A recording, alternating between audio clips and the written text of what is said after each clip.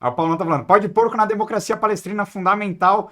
E eu vou ler a pergunta dele, porque o Paulo Salva é nosso apoiador. Então, quem quiser ser apoiador do Pode Porco e ter a sua pergunta garantida aqui, ele tá falando, um comentário para justificar duas perguntas. Você já esteve em cargos importantes por um bom período em que o Palmeiras era mais do mesmo. Período complicado. Não fez por quê? Por que faria agora? Essa é a pergunta do Paulo Salva, nosso apoiador.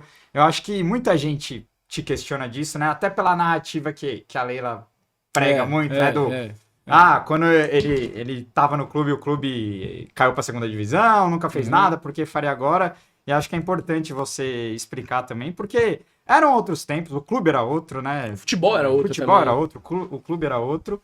E acho que você também não deixou de fazer coisas importantes também, como trouxe diversos nomes que estão no clube até hoje, né? E acho que, cara, se você for ver, você disse, né? O Nobre já apoiou o Mustafa, Nobre foi vice do De La Mônica, e o Nobre é um nome que a torcida adora, né? Então, todo mundo ali já foi do mesmo bolo. A Leila mesmo entrou apoiada pelo Mustafa, né? Sim. Foi a primeira patrocinadora, ela patrocinou na gestão do Nobre também. Exato. Ela chegou na gestão do Paulo, e realmente, ela nasce porque a torcida tem muito esse medo dessa da velha política voltar ao Palmeiras. Cara, né? E hoje o clube vive um momento que, cara, não cabe mais. Não tem como voltar àquela velha política. Do amadorismo.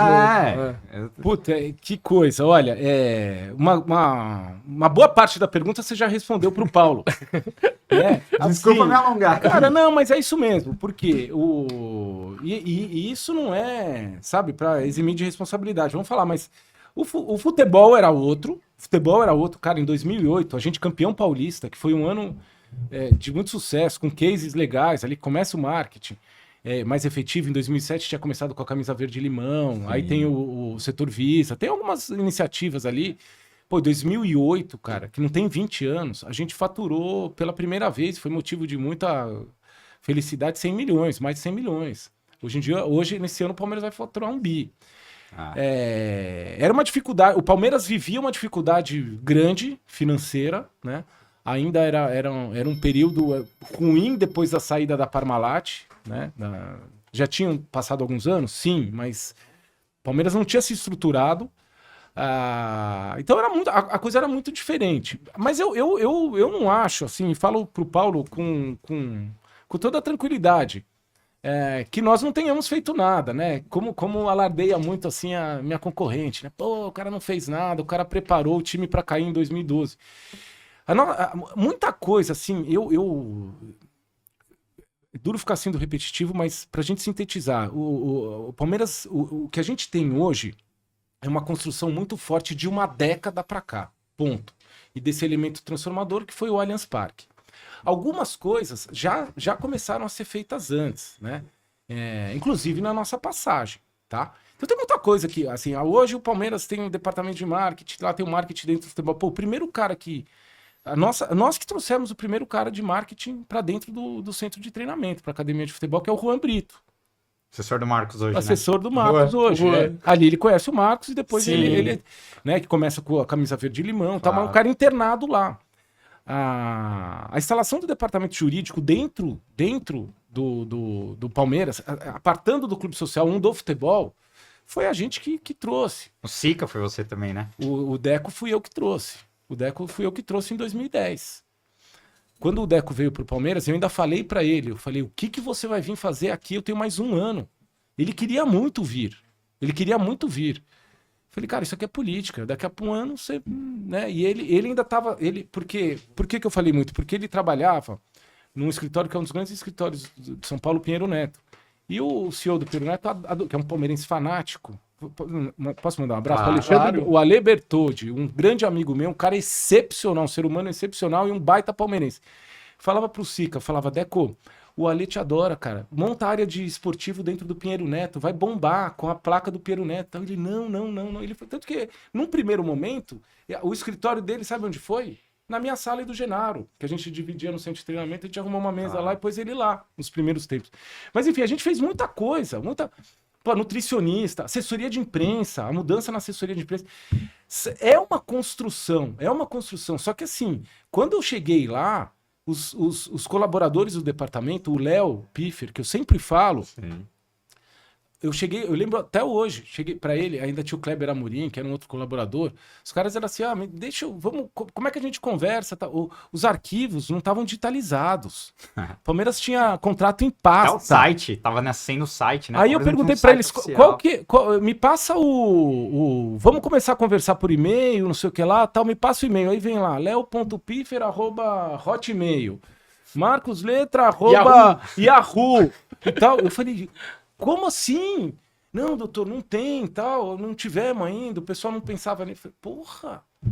Então, assim, teve muita coisa para ser feita, não só no sentido prático, mas assim, de reinaugurar relacionamentos. O Palmeiras estava num momento muito ruim. A gente começava a conversar com pessoas, empresários e não sei o que lá. Felizmente, tinha a figura do Tipulo, que tinha sido diretor de futebol na gestão da Parmalat. E as pessoas vinham e falavam, pô, que bom que agora isso aqui tá mudando, que não sei o que lá, e tal. Então, assim, nós fizemos o que foi possível fazer, Paulo, na época da condição que estava, que foi pegar o time que caiu, que em 2016, teve uma dificuldade, 2006, perdão, teve uma dificuldade enorme, que ele quase cai. Vocês lembram do 4x1, o dia que o Pato começa e tal? Uhum. Pô, ali se Nelson Caetano, a ponte, entendeu? A gente teria tido... Então a gente entrou ali sem treinador, sem diretor, né? O Wilton saiu, um trabalho que começou ali, a gente teve muita dificuldade. E mesmo assim, a gente chegou no final daquele ano, quase na Libertadores. A gente no ano seguinte foi campeão paulista, voltou para Libertadores. A gente no ano seguinte quase beliscou o Brasileiro, né? Eu na base, na categoria de base, a gente não tinha dinheiro. Mas assim, o Paulo, como vice-presidente, por exemplo, investiu muito em Guarulhos naquela época, na pavimentação da chegada para Guarulhos, no lugar que os pais ficavam. Próprio bolso. Como ele fez na academia de futebol com o setor de imprensa, sim. E como ele fez no vestiário do Palmeiras no antigo Palestra Itália, nessa ocasião como vice, né? E assim, a base começou alguns processos. Pô, nós fomos buscar o Marcos Biasotto, que era a referência, era o João Paulo da vez, e que ainda hoje é um excelente, hoje ele está à frente das categorias do São Paulo, né, do São Paulo, e tá aí, a Thaís Toledo, que hoje você vai na Universidade de Futebol, ela é uma papisa da categoria de base, enfim, então a gente fez coisas, mas a dificuldade era muito grande. Hoje nós temos uma situação totalmente diferente. O Palmeiras é uma organização de 1 bi. Nós temos, por conta dessa década exitosa, o Paulo, um processo absolutamente consolidado, na minha visão, na minha ótica, irreversível. Ele é reversível. E, cara, o Palmeiras deve muito. Alguém já deve ter ouvido, porque eu já falei isso, não é a primeira vez. A minha concorrente fala, né, como se o Palmeiras tivesse começado há 3 anos atrás, o que não é verdade. Ela concorre, sim, para esse sucesso que nós temos, é verdade dizer isso, né? Mas não sozinha. Então, se você pega nessa década, eu falo de 8 caras, eu falo dos 2 ex-vices, do Maurício e do Paulo, que 2 passagens excelentes, que também não foram fáceis, o começo do Paulo não é fácil, o Maurício enfrentou uma pandemia, cara, né? E ele vinha num momento muito ruim, porque em 2019, com as eliminações que o Palmeiras teve, eu era do COF ainda, o Palmeiras teve um abalo muito grande. E ele tinha contratado muito, ele tinha assumido muito compromisso para 2, 3 anos. Ainda, né? Que o Palmeiras ficou segurando. Teve a treta, teve a da Globo, teve a questão. Com as classificações, o Avante deu uma despencada. O dia de jogo caiu muito. Nós terminamos o ano com 16 mil na média, 14 mil. Então, assim, o cara teve muita dificuldade. Além dele e a própria atual presidente, né? Nessa conta dos. Aí você tem os executivos. O João Paulo. Não preciso nem falar. Antes do João Paulo, você teve o Erasmo Damiani, que fica 2 anos e meio. O primeiro nome trazido pelo Paulo. E que só sai do Palmeiras para ir para a seleção brasileira. Ele que trouxe o Gabriel Jesus, né? Ele que trouxe. Tanto que, assim, outro dia eu fui na Sub-20, né? Que nós ganhamos. Depois estava voltando para casa, na segunda noite com o Cruzeiro, no mês passado. Esqueci o dia agora. E aí eu vi a entrevista da presidente, que só no final ela lembrou de dar uma moralzinha pro Maurício, né? Que ela não ia falar. Falar, isso tudo tá aí. Alguém falou, não, mas como é? Tem o Maurício também. Não sei se vocês viram essa entrevista dela no campo ainda. Fala assim, porra, é uma desonestidade enorme. Já seria feita em relação ao Maurício, é verdade, mas o Paulo começa o trabalho, cara. E ele revelou o primeiro fruto, que foi o Gabriel, na saída dele, 16. Sim. Daí depois vem o João Paulo, e em cima o Alexandre Matos e o Anderson, e o homem que o palmeirense tem que todo dia à noite, viu, Paulo? Você e todos nós, rezar um Pai Nosso e rezar uma Ave Maria antes de dormir, que chama Cícero Souza, que é o cara que instituiu os processos. Onde nós nos encontramos hoje, né, muito na parte de arregaçar a manga e de definir, fazer, implementar processo, é o Cícero. Então, hoje nós estamos numa condição irreversível. Por que eu vou fazer diferente? Primeiro, por isso. Segundo, porque o futebol hoje é outro. A visibilidade do Palmeiras é muito maior, a possibilidade de geração de receitas. Eu sou um cara 20 anos mais velho do que eu passei lá. Eu já passei muita coisa nesse tempo. São anos de Abex, de outras coisas que eu faço dentro do futebol. Assim, a turma fala, né? O diabo é o diabo não é porque ele é feio, é porque ele é velho. Ele vai ficando melhor. Então, assim, é claro que acho que até o seu tempo de diretor de futebol, que talvez você era estatutário, né? E acho que isso também, acho que hoje no Palmeiras, eu acho que você concorda, não cabe mais. Mas até isso é um aprendizado, né? Porque o Palmeiras daquela época tinha diretores estatutários, porque talvez não tinha também o processo, toda a organização para pagar para gastar uma grana com hoje, como gasta com o Anderson Barros, com o Alexandre Matos. Enfim, o Palmeiras por muito tempo passou por isso, né? Com diretores estatutários ali tendo que fazer o papel de alguém que estudou, que tem sem gestão. conhecimento técnico, né? Cara, isso é legal você falar, porque é verdade, eu acho que... Porque as pessoas estão bem intencionadas, né? Ninguém tá... Não. Eu não tô falando que você não tava preparado. Sim. O próprio Toninho Cecílio também. Muito embora, assim, eu reconheça também, sem problema nenhum, que na minha chegada lá, eu não estava tão preparado. Eu já tinha uma vivência de futebol, tinha uma vivência de direção de órgãos de futebol, na OAB e tal, mas não tava... Comandar o Palmeiras. Que era totalmente diferente. Mas tive ali no Gilberto, né? E no Toninho, que veio, que era um executivo, um aprendizado muito grande, assim. Mas essa figura depois ainda teve na gestão seguinte, né? Do Arnaldo Tironi. E aí o Paulo acabou tirando essa figura e o Palmeiras não voltou. Eu acho que para o Palmeiras, na atual condição, dentro desse cenário, do que hoje a gente, de novo, é um processo consolidado e, Paulo, mais uma vez, irreversível. O cara tem que entrar, seja eu, ela ou qualquer terceiro que entrar e fazer muita besteira. Tem que fazer muita bobagem, cara. Não tem como. Mas eu acho que essa figura já não tem mais lugar, né?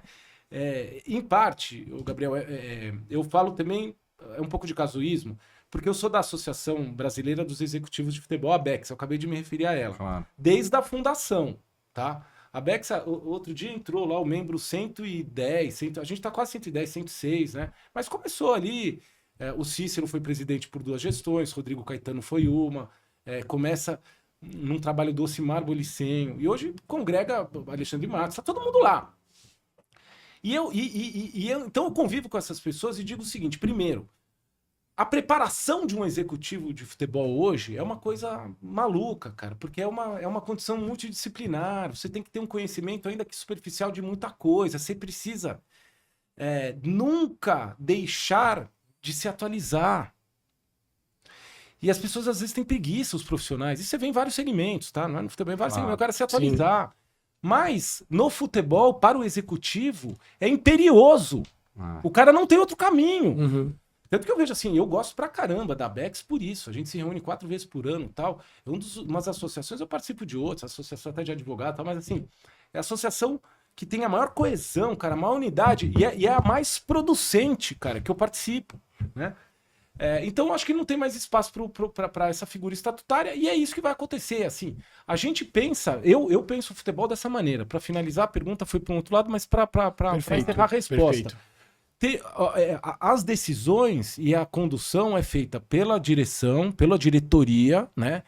Pelo seu executivo contratado, que na verdade é um colaborador, é um prestador, ele vai prestar contas e tal. Você tem que ter essa flexibilidade também. E pela tua comissão técnica. Sempre de forma conjugada. Não acredito nesses modelos. O trouxe porque o treinador mandou trazer. Não. Tem isso aí. Ou o diretor trouxe, o presidente trouxe e não consultou o treinador. Eu não vejo isso. E na minha passagem, isso foi uma marca que era assim, porque o Gilberto ele tem essa característica.